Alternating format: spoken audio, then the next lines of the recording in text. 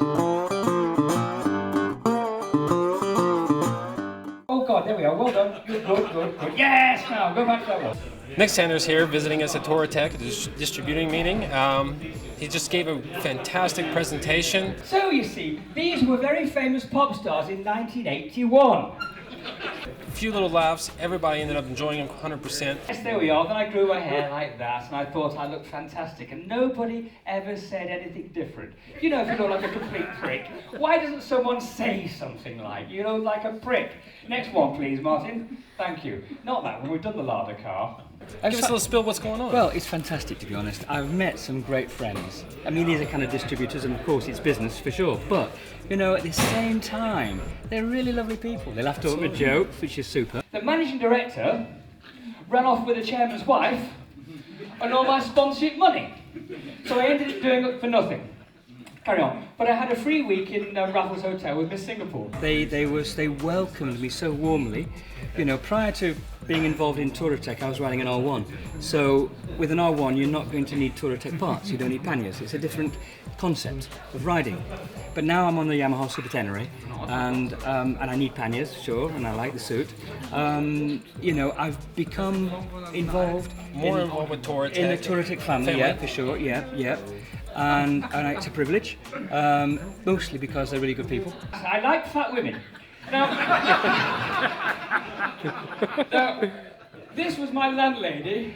And I think, you know, there's a chance that we'll be involved with my films and books and so forth. So. And what kind of feeling do you get out of Touratech and what they do for you and the involvement that's given? I mean, I can only say what I've seen, you know, and I meet people like Herbert, who's the boss, you know, and he's a very down-to-earth guy. He's straightforward, he's not pretentious, he's not the big businessman you expect him to be. You know, he's just really straightforward. Just one of the guys. Just one of the guys. And I think also helpful. I think if you're a committed round-the-world biker, you're a committed motorcyclist, you've dedicated your life to doing extreme motorcycling, he sees that. And I think he nurtures that. You know, so all I can say really is I'm glad to be part of the family. It's a real pleasure. And what was his first reaction when you pitched him the idea the first time around? Well, he listened intently. Did he think you were a little bit too much extreme, or no? I mean, did you get a good laugh out of it, or from? No, when you know, you can't be more extreme when you're creating your empire like this. He was good.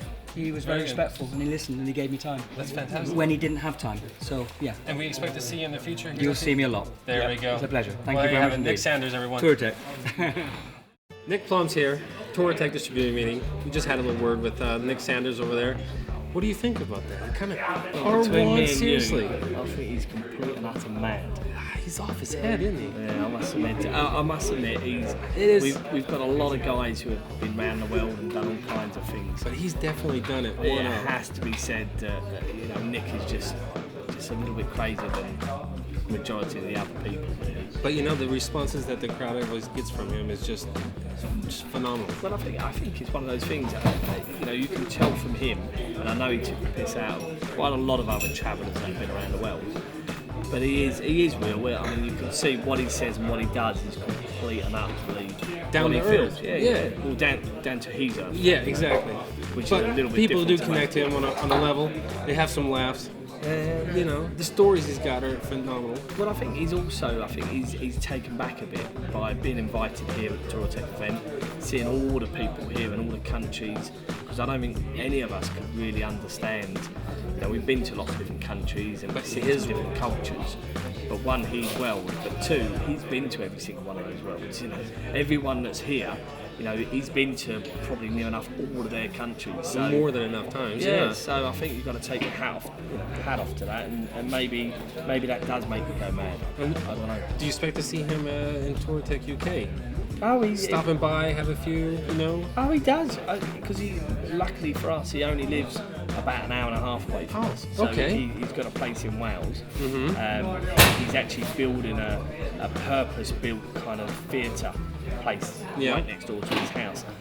So hopefully, you know, Touratech UK and us, hopefully we're going to kind of, you know, connect a bit more and, you know, kind of help each other to get more people into this kind of stuff. Involved in the Touratech world and the travelling and everything. So Well, I think we're lucky because the whole Yamaha. I mean, you know, even if you talk to him now, R1 is still his passion. Absolutely. He just mentioned earlier that the new 2012's coming out. He's got his eyes on excited. it. You know, whereas for us, you know, we're looking at the 1008 and thinking, if I had to choose and do what he's doing, I'd definitely choose a 1008. But as you can see, he's complete and utter mad, so I can see why he'd like an R1 or a C90 or something like that. We look for some good things in the future for sure with Nick and at your place and then Wells. And I was going to say, let's hope that Nick, you know, do really well together. So absolutely. Watch his space.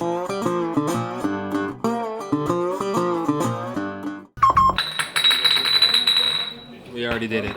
Party foul already. I don't understand. I understand a lot about kittens. Kittens? Kittens. Kittens? Kittens, yeah. I don't know much about bikes.